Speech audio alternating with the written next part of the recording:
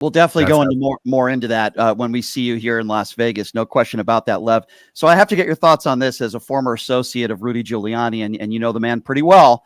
Um, this week, I'm sure you heard the news. He's got to give up, I believe, his apartment in New York City. He's giving up a car. He's giving up memorabilia he has. It's all crashing this week where, while he's not going to be broke, he's still going to have a place to live. He's not going to be homeless. I'm wondering what your thoughts on that when you saw that story. This is the first step of many steps of him giving up a lot of what he owns. My first thought was accountability is finally happening. Finally, we're starting to see accountability. I'm so, happy and thrilled for Shane Moss and Rudy Freeman, especially what he put them through to finally start being able to, even the way he used the system to try to hide his assets, play games with it.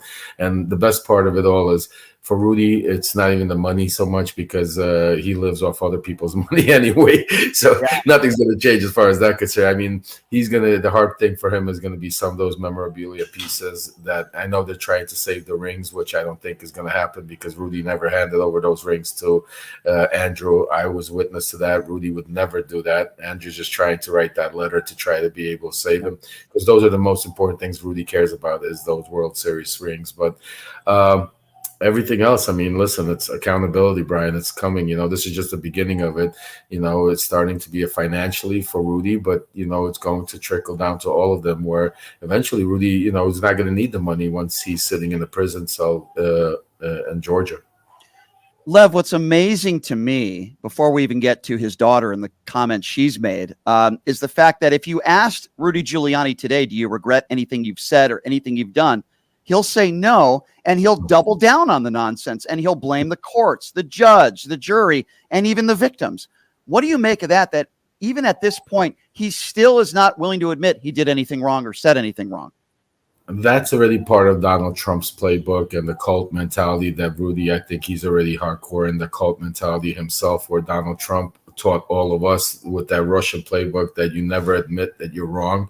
You double down and you always keep saying it until they agree with you. And that's just, you're seeing just an image of everybody in that cult mentality of Trump cult, because that's what they do. They always double down. Just even like your last segment where you were talking about Kelly and him talking about, I mean, just think about it. They're again doubling down. They're again blaming the victim. They're again, and it doesn't matter who it is. It doesn't matter if it's a Fox News host, if it's Rudy Giuliani. It's that whole cult mentality that they're all a part of, that it's basically never admit that you're wrong and you're always right and keep moving.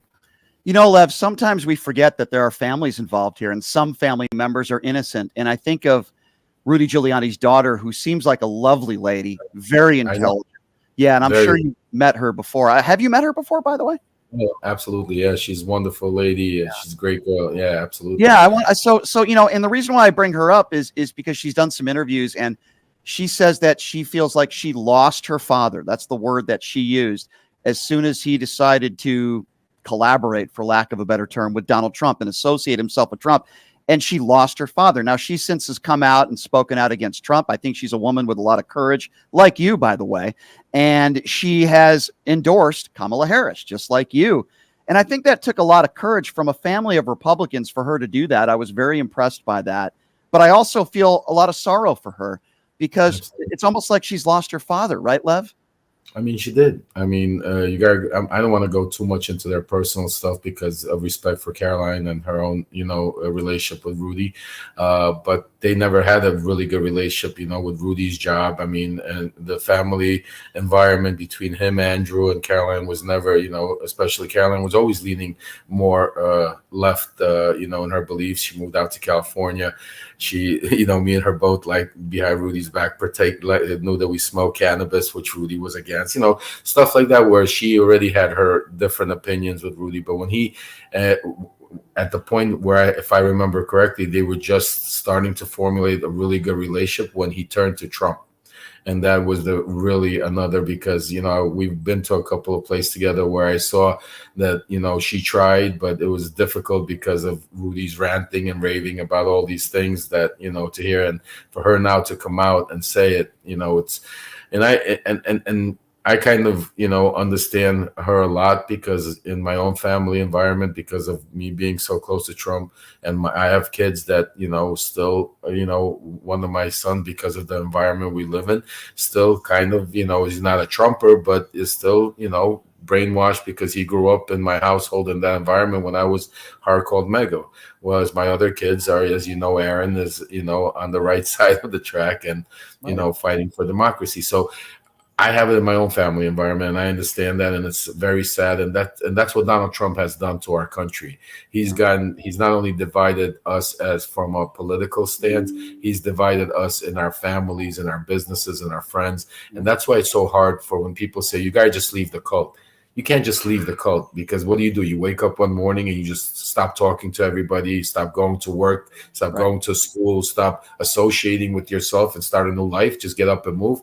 It's not that easy. And that's why there's even a lot of people that are hijacked that want this to stop, that want to get rid of him, but they can't because of what's going on. You're so right. It's not so easy. If you're just joining us, by the way, Lev Parnas, and I'm announcing, as I have announced today, that he's going to be in Las Vegas. In fact, he's going to be in studio here Monday. But even more importantly, I'm looking forward to meet you as well, Lev. But we're going to be at Planet 13, which is a wonderful facility. And we're going to be doing a screening of your new documentary, which is so great, by the way. It's emotional. It's got, ups and downs, and we really learn a lot about you, and it really is great. So we're going to be screening the new documentary at Planet 13. In a day or two, I'll give everybody a little bit more information about how they can buy tickets. It's going to be a very intimate setting. People will be able to meet you, and I'm really looking forward to that. There'll be a Q&A, and I'll give people more information as I get it in the coming days as far as how you can get tickets for it. And as I said, Lev will be in studio next week. So, Lev, here we are now, less than 2 weeks before the election. It's amazing how this has just creeped up upon us, right? You have a lot of new information that's come out that probably won't change the election. As far as John Kelly, we talked about his statements. I'm wondering how you're feeling. You've been traveling all over the country.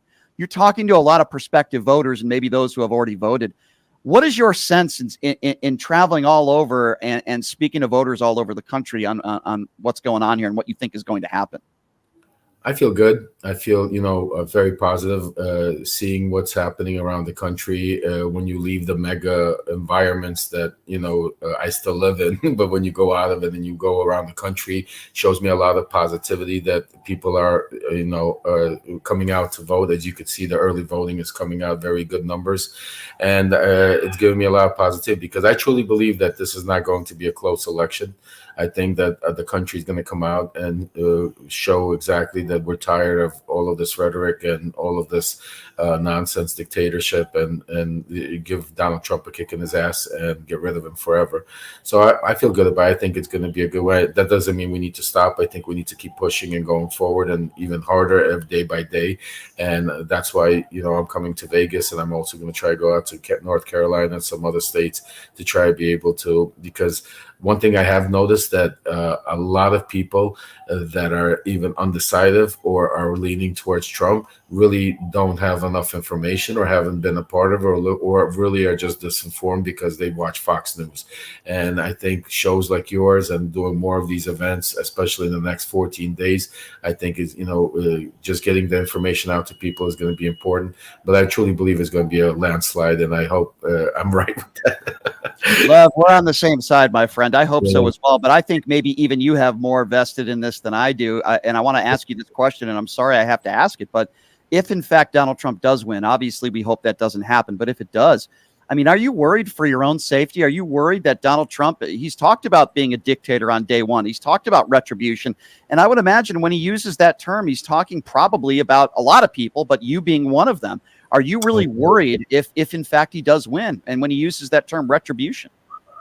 Oh, absolutely. Not only am I worried, I'm terrified, not just for myself, but for a lot of people, because you got to understand when he says these things, it's not Donald Trump that's going to go out there and do it himself. It's people that he's going to put in positions of power, and the most dangerous position for all of us is who's going to be the next attorney general, who's going to run the DOJ and have the power to lock people up and to take away our freedom, which is the most important thing. And that's going to be probably either your Kash Patel or your General Flynn, somebody that is not only loyal to his cause, but also has his own agenda and his own gripe to feed from his own personal interactions with a lot of what was going on in these people. So it's extremely dangerous because of not just him being in power, because people seem to overlook the biggest thing is who's going to be in position of power to run our country. Nobody around him right now. You have to take a look. There's nobody. There's Kellys, the McManuses. I mean, all of these people that have the respect and that we thought that they control, they're not there. The people that are around them, you have the Stephen Millers, the Jason Millers, the Cash Patels, the General Flynn's. These are the people that are going to be your Secretary of State. And that's where the danger is even more, because the president has only certain power. You still have other positions and that's where our checks and balances have always been. So why we made America such a great country, because the president has checks and balances. But the way you take away those checks and balances is if you put people in those powers of loyalty to him and not to the Constitution, not to the people. And that's where the problem is, because right now, even if he were to win, who would be running our country? It wouldn't be him. It would be these people that put together Project 2025, and they're going to implement it with him without him even. He doesn't even have to do it, because once they're in their own positions of power, it's part of the system. They'll be able to implement and do things without even people knowing until it's too late, and that's why it's so scary. Lev, I talk about this every day, what a Donald Trump administration would look like. If you think his administration in 2016 was kooky, imagine what it will look like if he gets back in office. You mentioned some of those names, the Stephen Millers, the Sebastian Gorkas, felons. I mean, it's scary, isn't it? The types of people that will be in powerful positions, convicted felons, the Stephen Bannons. I mean, these are the kinds of people that will be working in his administration. And Lev, what I tell people is, even if you don't like all of Kamala Harris's policies, look at the people that she's going to have around her. She's going to have serious, competent people around her. Trump's not going to have anybody serious around him. He's going to have not only that, Brian, but I'll even take it a step further. What people need to realize, that to be able to pass any type of law, to pass any type of policies, you need to be able to negotiate with Congress and Senate. Even if the Republicans were to win the House and the Senate, they wouldn't agree with Trump on anything. I mean, he doesn't have the support of the Republican Party. He has the support of few mega people in those groups. So he doesn't even have the support of anybody in any of the positions of power that to be able to even negotiate. All it would be a shit show of revenge and going after people and doing presidential, authority, and that's it. I mean, that's what he would turn into, because there's nobody, and that's what people need to realize.